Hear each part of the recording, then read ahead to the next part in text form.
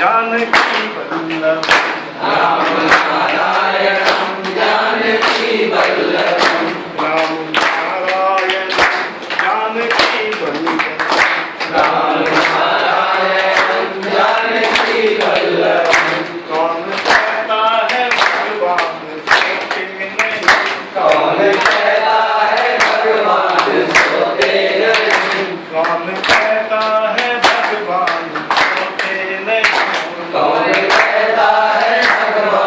सोते नहीं कौन कहता है भगवान सोते नहीं कौन कहता है भगवान सोते नहीं कौन कहता है भगवान सोते नहीं कौन कहता है भगवान सोते नहीं कौन कहता है भगवान सोते नहीं कौन कहता है भगवान सोते नहीं कौन कहता है भगवान सोते नहीं तुम यशोदा की तरह सुलाते नहीं तुम यशोदा की तरह सुलाते नहीं तुम यशोदा की तरह सुलाते नहीं तुम यशोदा की तरह सुलाते नहीं अच्युतम केशवम कृष्ण दामोदरम अच्युतम केशवम कृष्ण दामोदरम राम नारायणम जानकी वल्लभम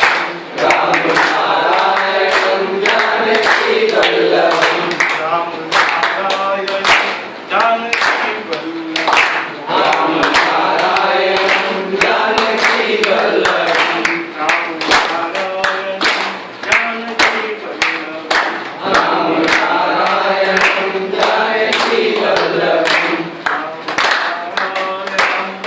जानकी वल्लभ नारायणं जानकी वल्लभं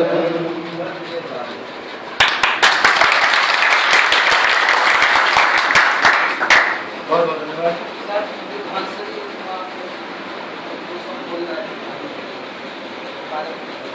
आप लोग को जानना भी है लिखना भी ये बहुत जरूरी है निकलना है माँ विंध्यवासिनी।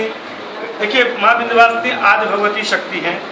यहाँ किसी ने इनकी स्थापना नहीं की, ये तो ये समझ के चलिए।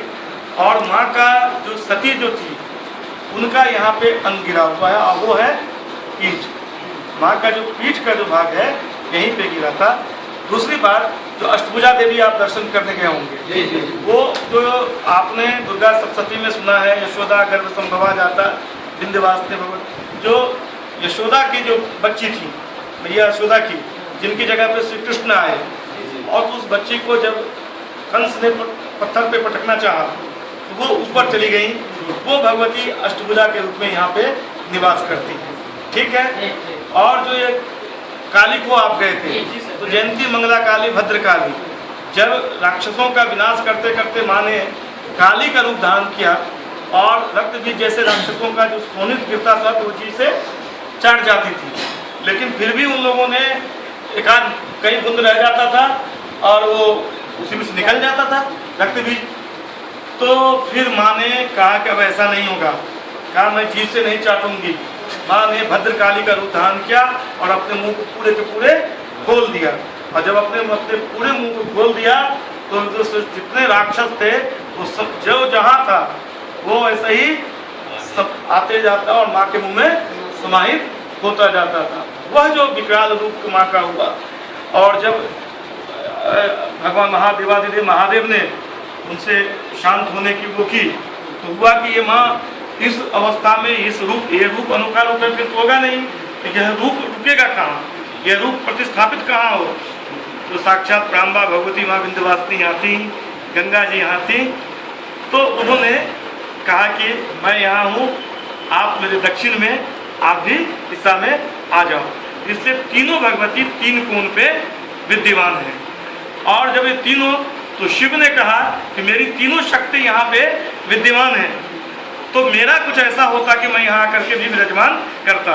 तो जब त्रेता में भगवान श्री राम इधर से गुजरने लगे तो देखिए कैसे बनी।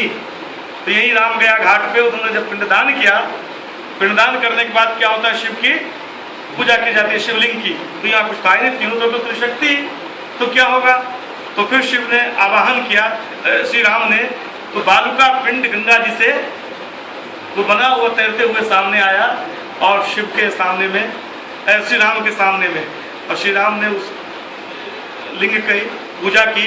तो ये राम गया घाट पे शिवलिंग, आप गए होंगे ना, शिव की जो बड़ी सी जो देखी होगी, तो और उसमें उस शिवलिंग में किनारे में एक पार्वती जी की भी फोटो लगाई। ये पूरी दुनिया में, विश्व में सिर्फ यही एक धरती है जो 3 कोने पे त्रिशक्ति है और मध्य में शिव का निवास है।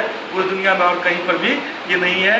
ये इसलिए ये ऑनस पुराण में इस चीज की व्याख्यान किया गया है। वहाँ पे इस तरह की त्रिशक्ति के